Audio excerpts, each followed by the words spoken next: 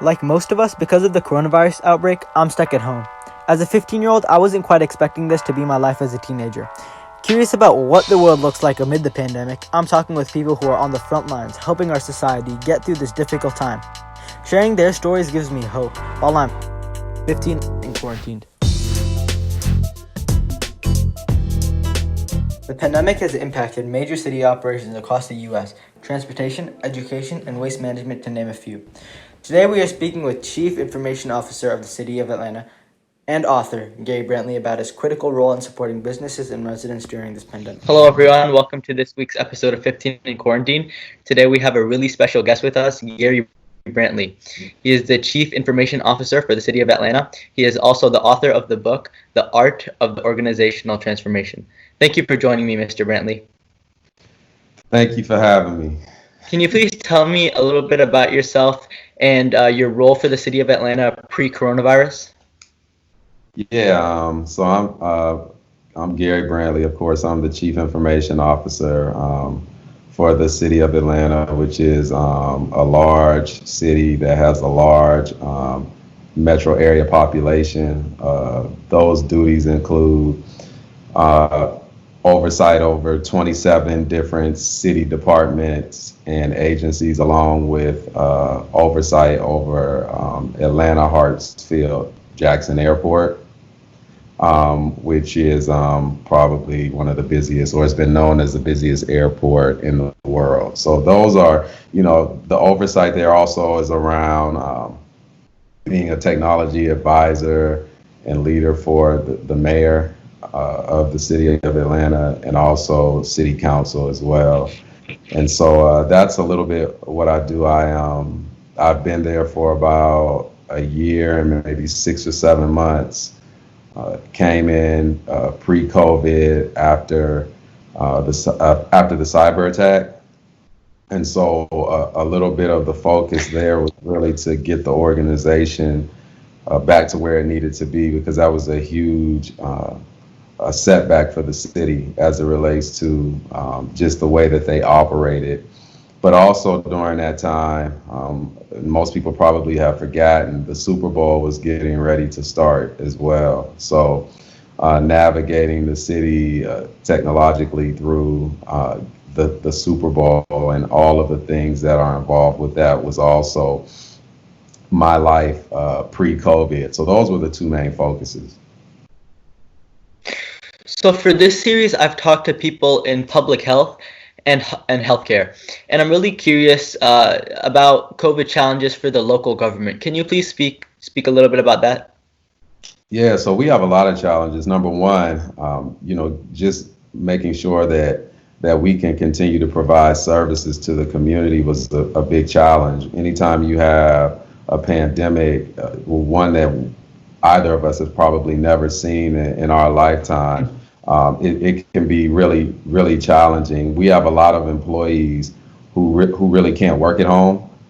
And what I mean by that is when you're dealing with the police department, a lot of public safety, when you're dealing with fire and emergency medical personnel, they can't work at home. They have to be on site every single day. When you think about waste management. And so we have had a real hybrid approach, but one of the things that we've been focusing on is how do we keep the citizens and employees safe during this time? And also you have employees who are dealing with relatives who are sick within their own homes. And so, that can also be a detriment to the organization, because the focus around what they need to be worried about can shift and change. And so that's, as we go through and we figure out, how do you operate the airport without, when you have a lot of, for example, a homeless population that resides there during the evenings to really seek shelter. And so the airport is open for that, for the city. How do you, treat individuals or residents on the street and keep both the residents and also the employees safe? And so we've really been able to leverage technology in all those areas.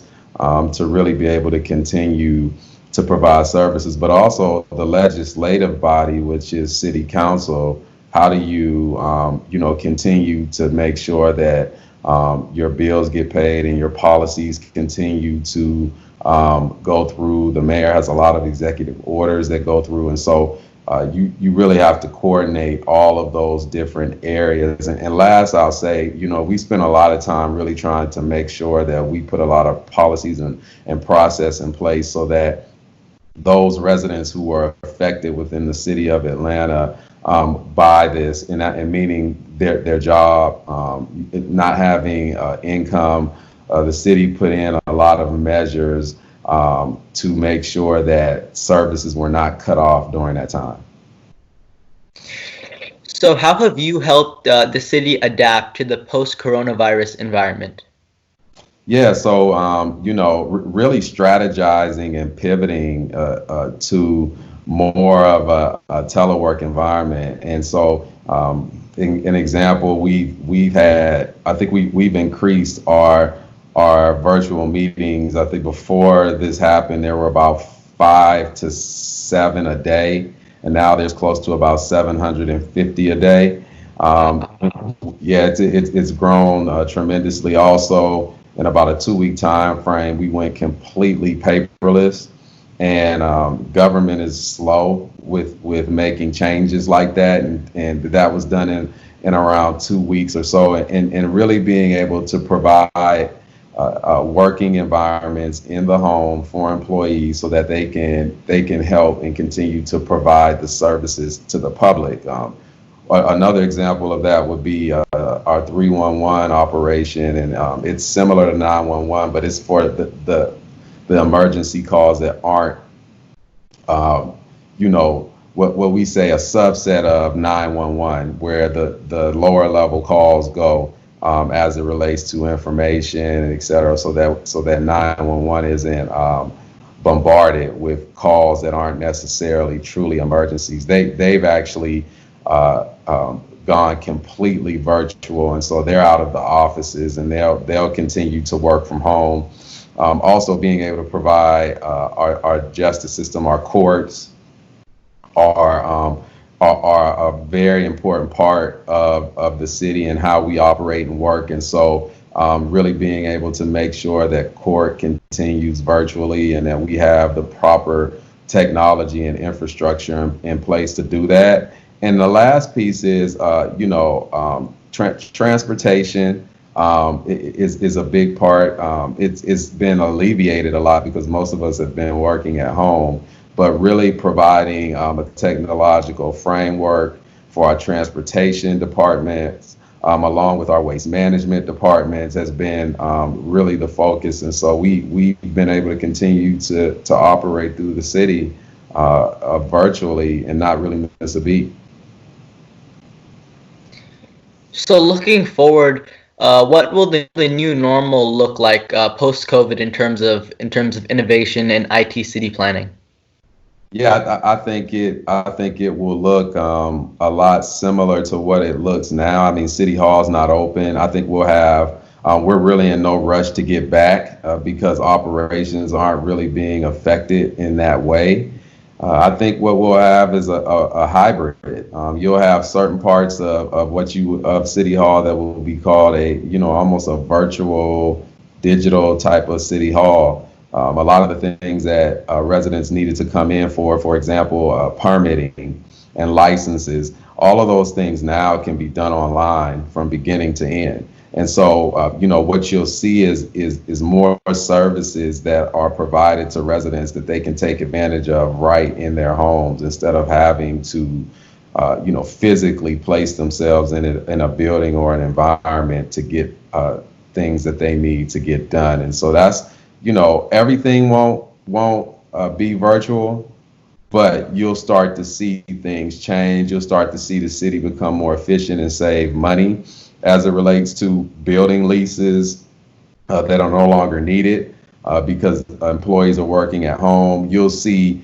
the government arena, in my opinion, that you'll see the city become more attractive for hiring just because of some of the changes that are taking place in government that can be equated or be a little bit similar to what's going on in the private sector. So I think you'll start to see, even the talent pool change up a little bit as it relates to the city. So you used to work as a CIO for DeKalb County School District. In your opinion, what are the challenges for education moving forward? Yeah, it's huge. Education and as it relates to equality was already a big challenge, especially when you look inside a system like DeKalb, which is extremely large. I mean, DeKalb, Fulton, Gwinnett, Cobb, they all have close to 100,000. They're all around that 100,000 and up student population. And you have inequities across the board that people are really starting to see now, especially since those students, can't actually come into the classroom to get instruction. And so you see, when you look at it, it's going to be a huge challenge to be able to educate students and then continue to keep both the students and the teaching population safe. And I know that for example, you have a very affluent population in a lot of districts, and then you have a population where kids are going from home to home. They may be in a home for a week and have to switch to a different environment. And so it's really going to be hard when if they're not able to be in that single building facility to be for instruction to take place. So I think the challenges that already existed before are going to be extremely highlighted now. So these past 3 months have been really difficult for many of us. Because of that, I try to end my interviews on a positive message of hope. So what's your message for kids and teenagers like me? Yeah, I think anytime you find lasting change, whether it's with the pandemic that's going on, or whether it's with all of the social issues that we're dealing with today, I think that the hope and the light always resides with our youth. I think that anytime you look through history and past history and you look at social change, it's the young people that have led it. And I think that they're going to be very instrumental and key to help change what's going on within the world, period. And so, I would say it doesn't matter how old you are. If you have a voice, use it, and continue to push for what's right and continue to do what's right. And normally, when you look at young students and kids, they actually are together more so than the adults on a lot of issues, and they see human beings for who they are. And so I just would say, continue to push because the change that you're pushing for, if you look at past history, it can be extremely effective.